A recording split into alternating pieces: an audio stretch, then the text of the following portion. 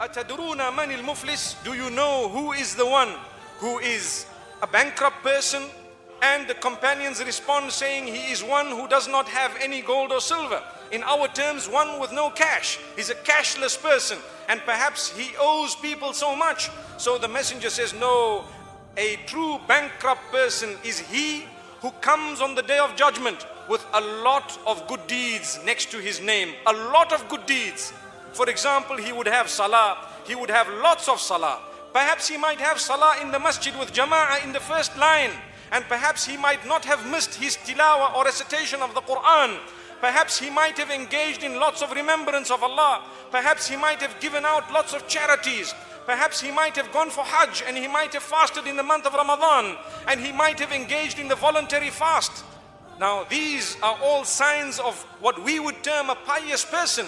Today, my beloved brothers and sisters, piety has become an item and an issue that people gauge by looking at the outward appearance of an individual, not realizing that the true root of piety is the heart. It begins to show outwardly, correct, but not necessarily everyone who looks outwardly pious is actually internally pious. And not everyone who looks outwardly impious would be internally the same. May Allah subhanahu wa ta'ala grant us the rectification of both the internal as well as the external. So there would be people who have come with lots of good deeds, many good deeds, but ya'ti, when he comes, he would have slandered this one, he would have backbitten this one, he would have usurped the wealth of this one, he would have wronged this one, he would have sworn the other. Shatama hadha. Shatam means one who abuses verbally the others. Today we abuse those who work for us. We abuse our colleagues. We abuse our children. We abuse our spouses. We abuse our parents verbally. How dare we do that when we are looking forward for the day we meet our Maker? How do you think it would be when we present our swear words in front of the Almighty and say, Ya Allah, when I was in the world, you gave me one chance, and here you are. Ya Allah, these are the words I used to use. A'udhu billah. May the Almighty protect us from the devil. So the devil comes to us and he makes us harm someone, backbite someone. For your information, brothers and sisters, backbiting is so dangerous that today we are living in an age of backbiting, and people do not understand the meaning of backbiting, because when you say, my brother, my sister, do not talk about this person bad because they are not here, they will tell you, but what I am saying is true. That shows the height of ignorance, because the messenger, peace be upon him, has explained very clearly that when you are speaking the truth about someone else in their absence, in a way that they would not like it if they were present, that is known as backbiting. So to speak a lie is actually worse. So if you want to know what is backbiting, brothers and sisters, it is to speak the truth about someone in their absence in a way that if they were there, they would not like it. May the Almighty forgive us all.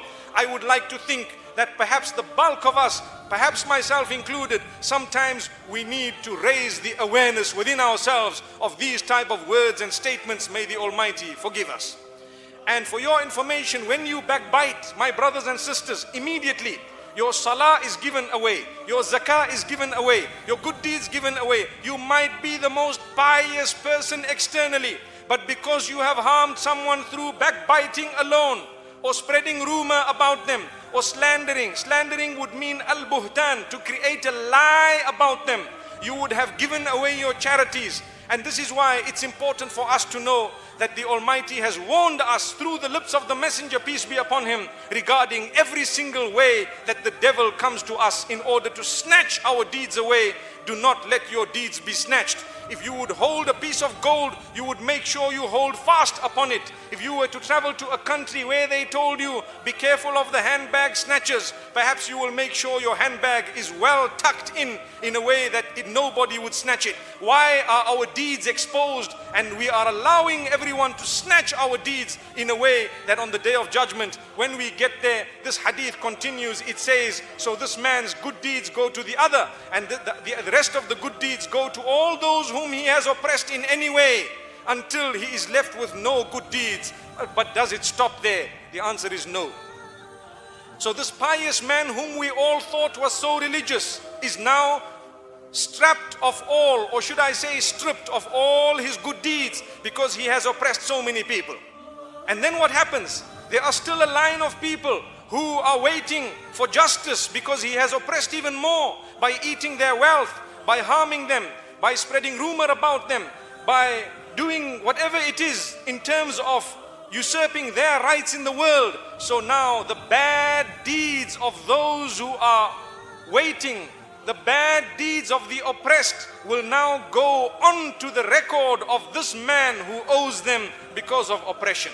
So perhaps an adultery might go into his account. Perhaps another sin may go into his account. Perhaps the missing of a prayer might go into his account until he is taken and thrown and cast into hellfire. May the Almighty safeguard us.